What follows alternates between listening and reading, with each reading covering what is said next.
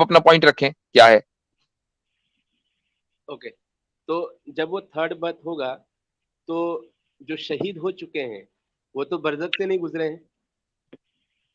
برزخ سے نہیں گزرے ہیں کیا مطلب؟ مطلب آپ ایک کام کریں، آپ ایک پہلی بجھانے کے بجائے آپ پورا سوال کر دیں، پھر میں اس کا جواب دوں گا انشاءاللہ. ٹھیک ہے، پورا سوال کریں مجھ سے، چھوٹے چھوٹے سوال نہ کریں. تو کیا برزخ سے تھرڈ برتھ ہوگا؟ نہیں تو قیامت کے دن اللہ سب کو موت دے گا، پھر وہ برزخ سے مین کائنڈ کو زندہ کرے گا. اور کیا جو شہید ہوئے تھے وہ آلریڈی جنت میں ہے تو پھر وہ برزخ سے نہیں آئیں گے جنت میں، کیونکہ ان کا برزخ سے آنا تو نہیں ہوا جنت میں. آپ کو جو یہ سوال لگا ہے، اعتراض ہوا ہے، یہ اعتراض اس لیے ہوا چونکہ آپ یہ سمجھتے ہیں کہ شہید کی جو زندگی ہے وہ دنیاوی زندگی جیسی ہے. ٹھیک ہے، چونکہ شہید کو قرآن کریم نے یہ کہا ہے کہ ان کو مردہ نہ کہو بلہم احیا، وہ تو زندہ ہیں. ٹھیک ہے، تو جب وہ زندہ ہیں تو وہ عالم برزخ میں کہاں گئے؟ یہ اعتراض ہوا نا آپ کو؟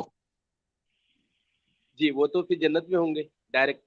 ایک منٹ، میں اعتراض کا جو بنیاد ہے میں اس کو آپ سے کنفرم کر لوں. اعتراض کی یہی بنیاد ہے نا، یہ اس کے علاوہ کوئی اور بنیاد ہے؟ نہیں، میرا اعتراض یہ ہے کہ وہ برزخ میں گئے یا نہیں گئے. میرا اعتراض نہیں، میرا کوشچن ہے کہ وہ برزخ میں گئے یا نہیں گئے.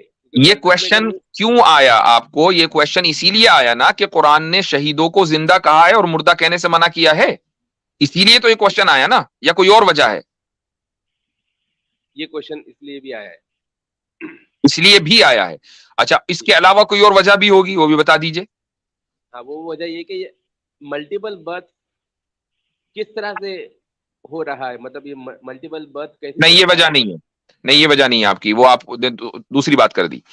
آپ کی اصل وجہ کوشچن کی یہی ہے کہ قرآن یہ کہتا ہے کہ شہید مردہ نہیں ہیں، وہ زندہ ہیں.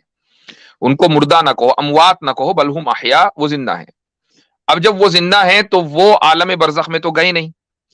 تو اس کا جواب یہ ہے کہ قرآن کریم نے جو ان کو زندہ کہا ہے وہ عالم برزخ کی ہی حیات ہے، لیکن وہ حیات عام انسانوں کی حیات سے بہت زیادہ اسٹرانگ ہے، کہ جس کا اثر ان کی یعنی ان کے جو اجسام ہیں، ان کی جو باڈیز ہیں جس کو انسان دفن کر دیتے ہیں، بعض مرتبہ اس کے اوپر بھی پڑ جاتا ہے، بعض مرتبہ نہیں، اکثر مرتبہ پڑ جاتا ہے. فلسطین کے اندر کتنے ہی ایسے واقعات ہوئے ہیں کہ مثلا قبر کو ریلوکیٹ کیا یا قبر کسی وجہ سے کھل گئی اور شہید کی لاش نکلی، پتا چلا 10 سال پہلے اس کو شہید کیا تھا، اس کی لاش جوں کی توں ہے. تو اس طرح کے بہت سارے واقعات فلسطین میں اور اس کے علاوہ دوسرے علاقوں کے اندر ہوئے ہیں جہاں پر شہادتیں بہت ہوئی ہیں. پوائنٹ یہ ہے کہ قرآن کریم جہاں ان کو زندہ کہتا ہے تو وہ دنیا کی حیات مراد نہیں ہے، بلکہ وہ عالم برزخ کی مضبوط حیات مراد ہے جو عام انسانوں کے مقابلے میں زیادہ طاقتور ہے. ٹھیک ہے،